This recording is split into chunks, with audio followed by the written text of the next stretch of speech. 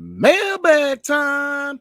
Are the vets here in DC be trade assets, or are they here to help us win? And could Bo be an option in DC? We're going to answer questions like that and more next on Locked On Wizards.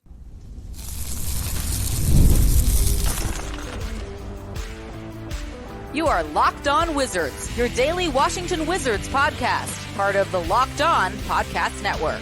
Your team every day. What's up, everybody? It's your boy Brandon Scott again.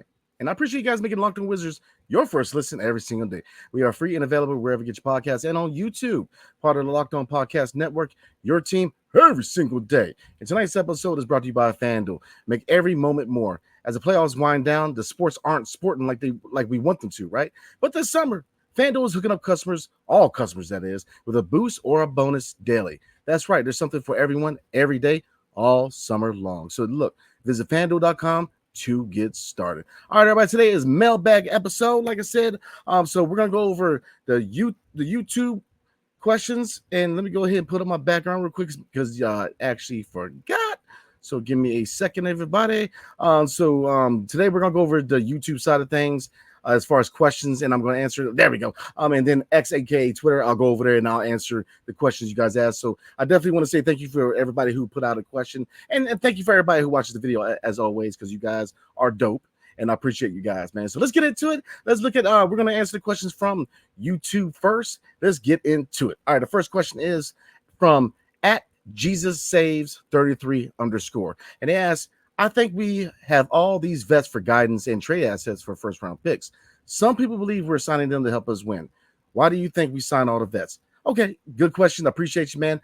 Easy. Lot to unfold here. Not to help us win.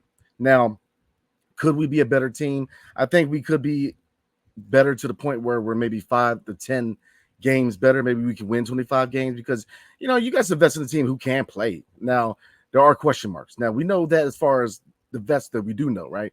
Jordan Poole and Kyle Kuzma, both of them are going to ball out this year. Jordan Poole's going to come into the season with a chip on his shoulder. He's going to have a really good year, if not a career season, in my opinion. And Kyle Kuzma on the wing, I think that if you just let him be that scorer on the wing, he's going to average more than 22 points he averaged this season. But if you look at guys like, and, Sadiq Bey coming off of ACL surgery, we're not going to see him this season, but obviously he's a guy who, at his age, at first glance, you say 25 years old, he could be a future piece. And he could still be a future piece. But, I always say this, if they're willing to trade Denny Avia, if they're willing, or if they traded it, Denny, but if they're willing to trade Corey Kispert, they've shown that the timeline has changed and that age 23, 24, 25 are no longer part of the timeline. Where if you're looking at the 5 draft picks under Will Dawkins are all ages 18, 19, 20 years old. So it's a whole new timeline. But, getting back to your question, I think that the vets are here for mentorship and to eventually be moved. I don't see the team being good enough to where we're going to be trying to be a playing team or anything like that. So definitely here to be mentors / trade assets. And they're not here to win because we're not expected to win.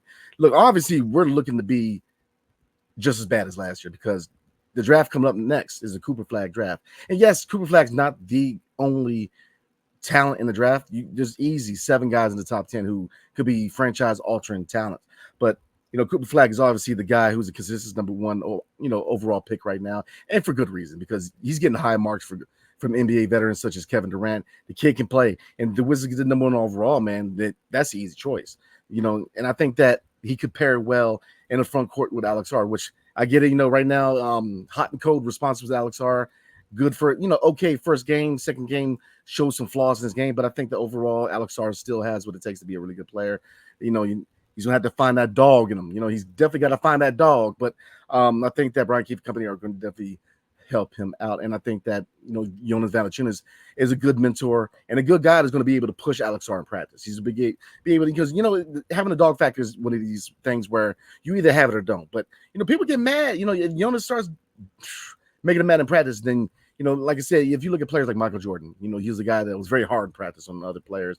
He wanted to make people better, because obviously when people around me are better, I'm a better player. And that's kind of the, how Michael Jordan rolled, where, he'll go after people. You're trying to get them to respond to being yelled at, chastised. Not everybody responds to that. But, what I'm saying is, mentorship, I think that Jonas, just from a physicality standpoint, is you'll be able to push Alex Sarr. And you're going to see a lot of mentorship as far as, look at Malcolm Brogdon. He's going to be he's a veteran guard who is going to be able to teach, Jordan Poole the intricacies of being the point guard.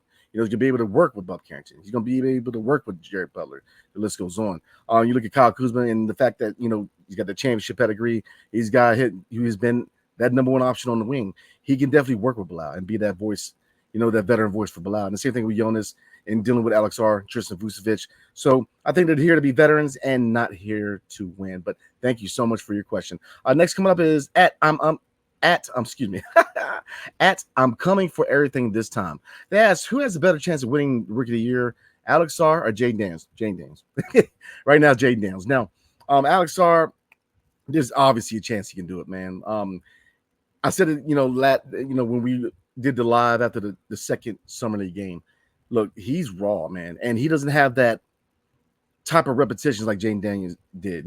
If you compare LSU and the SEC to the French league, and there's nothing against the French league, they're churning out good players.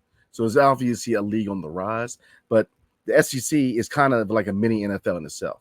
Jaden Daniels coming into the league playing at a high level in the SEC team, like LSU, where they're playing against NFL's talent.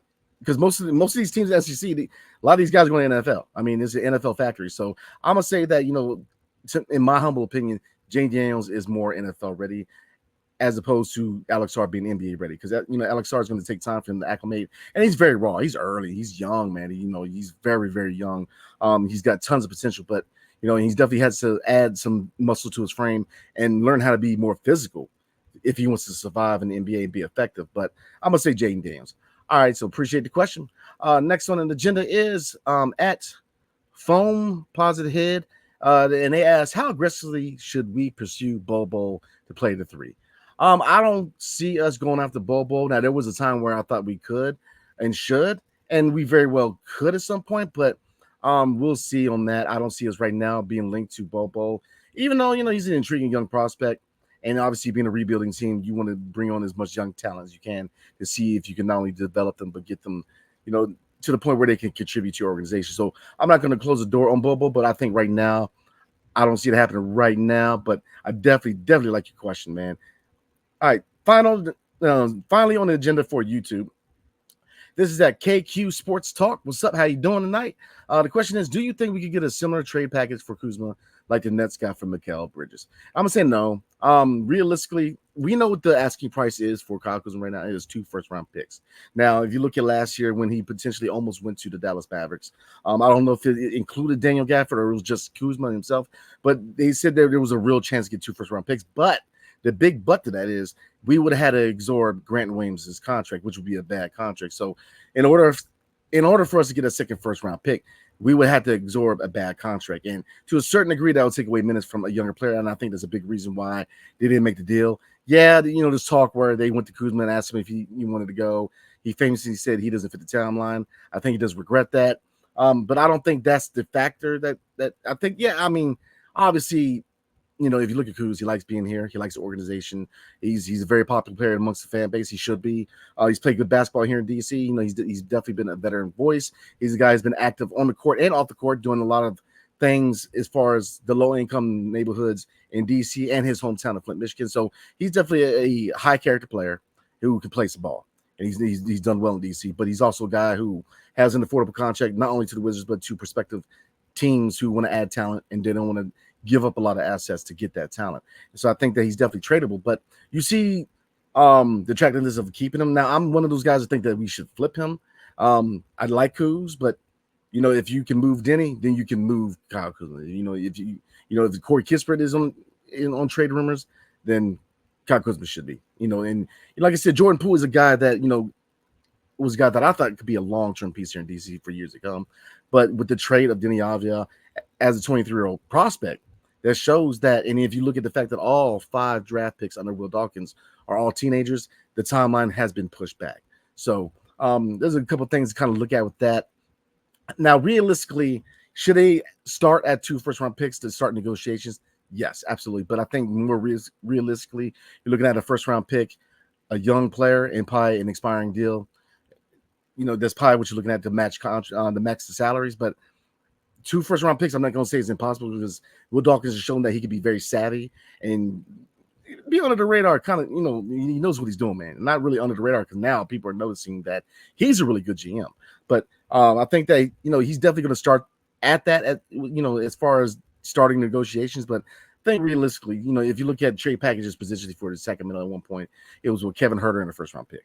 At the time, it was the 13th overall, which I thought was going to happen, and then we ended up trading Denny to Portland for the 14th. So I think that's realistically what you're going to get for Kyle Kuzma. Now, not to say you can't get 2 first-round picks, but another thing to kind of look at is if you get 2 first-round picks, they're not going to be lottery picks. They're going to be 2 first-round picks in the later stages of the first round. So I don't think you're going to get the same package because, so we'll see. Like I said, I have all the faith in the world in Will Dawkins, but I don't think that we're going to get a 2 first. I think we're going to get a first, maybe a young player, and maybe an expiring contract to make salaries match. So we're going to get into the questions from X, aka Twitter. But before we do, tonight's episode is brought to you by eBay Motors. Passion, drive, and patience, the formula for winning championships, is also what keeps your ride or die alive. eBay Motors has everything you need to maintain your vehicle and level it up to peak performance. Superchargers, roof racks, exhaust kits, LED headlights, and more. Whether you're into speed, power, or style, eBay Motors has you covered with over 122 million parts. I'm going to repeat that. With over 122 million parts for your number one ride or die, you'll always find exactly what you're looking for. And with eBay Guarantee Fit, your part is guaranteed to fit your ride every time or your money back. Because with eBay Motors, you're burning rubber, not cash. With all the parts you need at the prices you want, it's easy to make your car the MVP and bring home huge wins. So look, keep your ride or die alive at ebaymotors.com. Eligible items only. Exclusions apply. eBay Guarantee Fit only available to U.S. customers. Are you watching Fox Sports or ESPN on your TV all day long? How to turn down the volume with all that shouting? Make the switch to Locked On Sports today. A free 24/7 sports streaming channel program for you every day to bring you the biggest stories without all the screaming. Locked On Sports today brings you canvas analysis, opinions, and news. Streaming 24/7 on YouTube or the free Amazon Fire TV channels app. Part of the Locked On Podcast Network. Your team every single day. All right, everybody's getting into it. Now, these questions are from X, aka Twitter. So I definitely appreciate you guys with the questions tonight, man. So let's start it off. This comes from Scotty at DMV_Scott. I like that name, man. That's a really nice name. They ask, who so far has impressed you in Summer League, and what things do you think will translate? Great question. There's been really 3 or 4 people that impressed me. Number one, Jules Bernard had kind of a not as good a game as the first one, but it's kind of a combination. Him and Justin Champagnie together, I think, have shown in the second half of last season to be really good. But in Summer League, both of them showed that they could be really good depth pieces. Their ability to stretch the floor. So both of them, I've really liked what they, to a certain degree, what they've done in Summer League. Bub Carrington, obviously, obviously the second game efficiency was hit. He struggled with efficiency, but he's been impressive in 2 games in Summer League. With his vision, with his ability to snipe, his 3-point shooting ability is very impressive. His vision is very impressive. We'll see if he ends up being that speed threat as far as transition. He's a guy that if you've shown that, he was able to drive the lane, but you want to see a faster first step with him. But Bub Carrington's been impressive. Very, very impressive. So I'm going to say those guys, man. I think Justin Champagnie and Jules Bernard are going to be, again, a couple of nice pieces who are going to float back and forth from the Capital City Go-Go and the Washington Wizards. But again, the Capital City Go-Go under general manager Amber Nichols, man, have shown that they know how to develop young talent and keep them ready to roll. So when the name's called to come up to the Wizards and play in the event of injury or any other factors, they're able to do so. And if you look at the second half of last season, Jules Bernard and Justin Champagnie.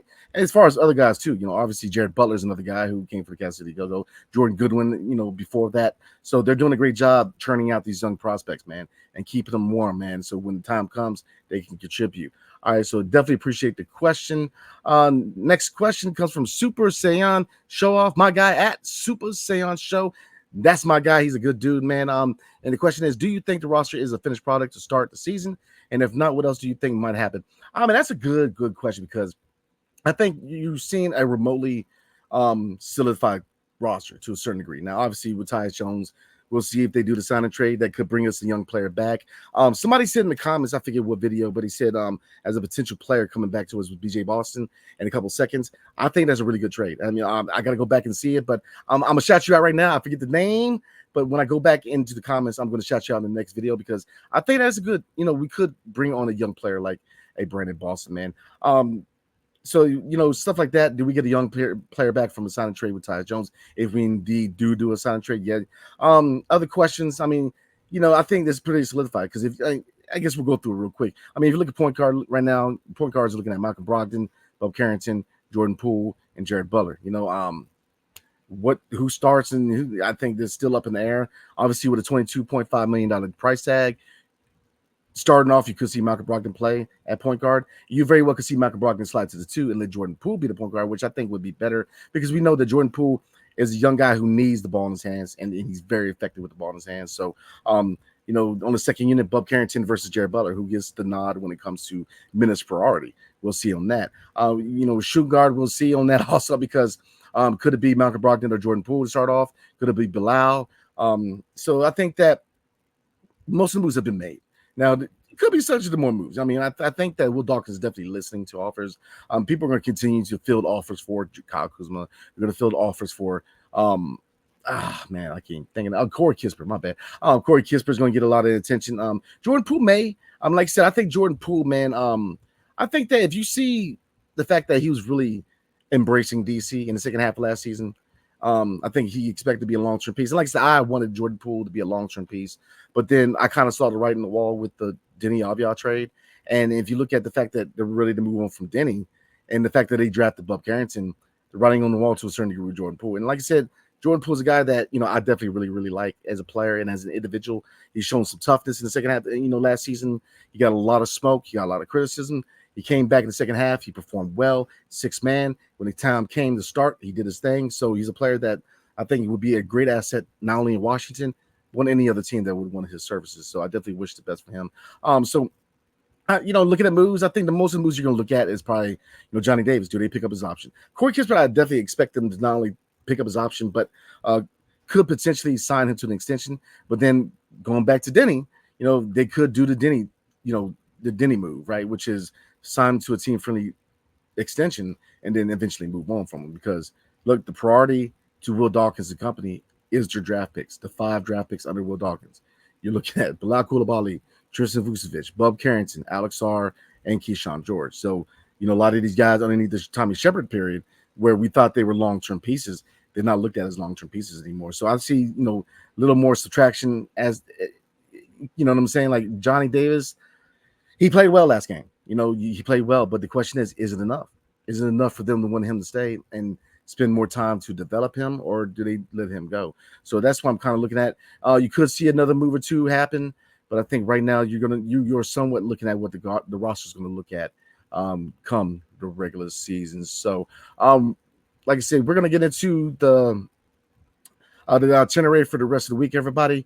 Because like I said, that's it for questions. But we will try to do a couple more mailbags because, like I said, during live videos, you guys shoot me so many good questions, and I want to answer every one of them. I just can't because it would take me an hour and a half show, and I don't know how many people are going to want to download the podcast if it's an hour and a half long. They might, but so I definitely got to keep it to around 30 to 45 minutes. So that's why I can't get to everybody, and I really want to. So I'm going to try to do a lot more mailbags. Like I said, definitely you guys shoot me your best questions, and I will give you my best answers, man. So definitely. All right, so we're going to get into the Emirates Cup and a few other things Wizards related. But before we do, tonight's episode is brought to you by FanDuel. All right. I love sports. I love them so much. I never want them to stop. But as the playoffs wind down, we get fewer games. And the sports are sportsing like I want them to. Whoa. But FanDuel lets you keep the sports going whenever I want. All I have to do is open the app and dream up bets anytime I'm in the mood. And this summer, FanDuel is hooking up all customers with a boost or a bonus daily. That's right. There's something for everyone every day, all summer long. So head over to FanDuel and start making the most out of your summer. FanDuel, the official sports betting partner of Major League Baseball. All right, everybody, let's get back into it. And like I said, before we roll, I know that the play-in tournament this year is different than last year. So I'm going to try it's called the Emirates Cup. So let me bear with me real quick because the Wizards are part of Group C. So I'm going to give you guys a kind of a look at the Emirates Cup for the Washington Wizards. So bear with me 1 minute as I pull it up. So as you guys know, this year is different with the play-in tournament. Oh, not the play-in tournament. I'm sorry.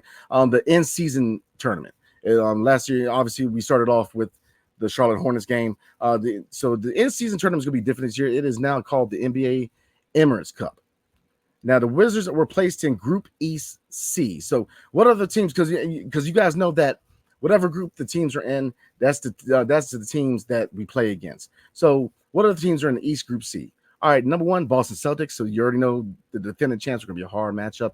Cleveland Cavaliers. Number three, the Chicago Bulls, and number four, the Atlanta Hawks. So those are the four teams in our Group C. So let's see some other things to look at, guys. Games across the league will be played on 4 Tuesdays, November 12th, 19th, 26th, and December 3rd.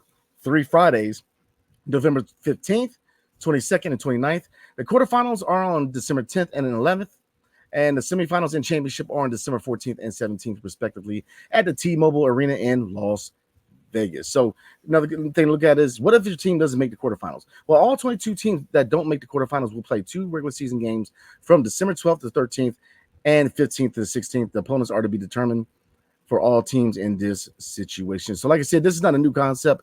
Last year, it was called the in-season tournament, or the NBA in-season tournament. This year, now it is, they partnered with Emirates Airlines. So it is now the NBA Emirates Cup. So that is obviously last year, the Los Angeles Lakers won the in-season tournament. That's pretty much the highlight of their season. But, like I said, it's a concept that, at first I was kind of like, but you guys let me know in comments. How do you guys feel about the in-season tournament, about the whole Emirates Cup? Do you think it adds a whole new element and some fun to the NBA, or do you think it's just the NBA's attempt to kind of draw in some more revenue? I mean, I don't mind it. I just don't look at the cup as like, how many people are going to want to win the cup as opposed to the Larry O'Brien trophy. I don't know. I mean, I like the whole soccer type theme of the in-season tournament, so I'm not against it. I like progression. I like to see the league that obviously the NBA is competing with the NFL and Major League Baseball and the NHL, and obviously, as far as on the international stage, is dealing with soccer, right? Or football, right? What most of the world calls it, and that's why it kind of has a football element to it. Because look, on the international stage, you're looking at the 2 biggest international sports are pretty much football, or aka soccer, and basketball, just because of global reach. The NBA has that type of reach where, they're in South America, they're in Europe, they're in the Middle East, they're in Asia, they're in Africa. So, I think that's, they're definitely competing with them as far as global reach. So again, those are some dates to look at, everybody. The Wizards, it is in November, man, my birthday month. So definitely looking forward to watching these games. But like I said, it obviously doesn't carry the same importance as like the NBA playoffs and stuff like that. But it's cool to have, I get to a certain degree, progression. It's cool to have another element of your season, like add a little more fire to teams, right? So I see the Wizards being successful in the in-season tournament. I think it's gonna be a long year. I think it's gonna be a long 3 years. But look, man, I think a lot of us are ready for it, and I think we'll be all right. And like I said, I'm looking forward to these young guys evolving. I'm definitely looking forward to what these vets can do too this season coming up. Kyle Kuzma, I think you're going to see a really good year for him scoring wise. Same thing with Jordan Poole, Jonas Valanciunas. You're going to get a glimpse to see how does he still have a step? Does he still have some game left in the tank, or is he going to start to decline? So there's a lot of stories. Michael Brogdon is another guy, as far as being a mentor, but as far as being a player, what can he contribute? Can he get that value up to where we can flip him at the deadline for maybe a first round pick also? So a lot of questions. And like I said, we're going to answer a lot of these questions going towards training camp and the regular season starting, man, because look, as you guys know, man, we just hit the All-Star weekend for Major League Baseball. So that tells me what? We're getting closer to football, and then football tells me I'm getting closer to basketball. So we're getting there, everybody. Like I said, I'm definitely going to try out a lot of content. Like I said, once you get past the draft and free agency, you have that kind of quiet period going up to free agency. But as you guys know, your boy's going to try to keep things interesting and definitely talk about some Wizards basketball. So appreciate you guys rocking with me. I will see you guys tomorrow night. We're going to do a live recap to the Wizards' 3rd summer league game. So before we roll to look at it, tomorrow night the Wizards will be playing against the Portland Trailblazers at 8:30 on NBA TV. I believe Monumental Sports will be airing it also. So if you don't get NBA TV, I believe if you're in the DMV area or the DC area, you should be able to watch it on Monumental Sports. So again, appreciate you guys, man. I will see you guys tomorrow night when we do a live recap. Hail to the Wizards, and peace. See you guys next time.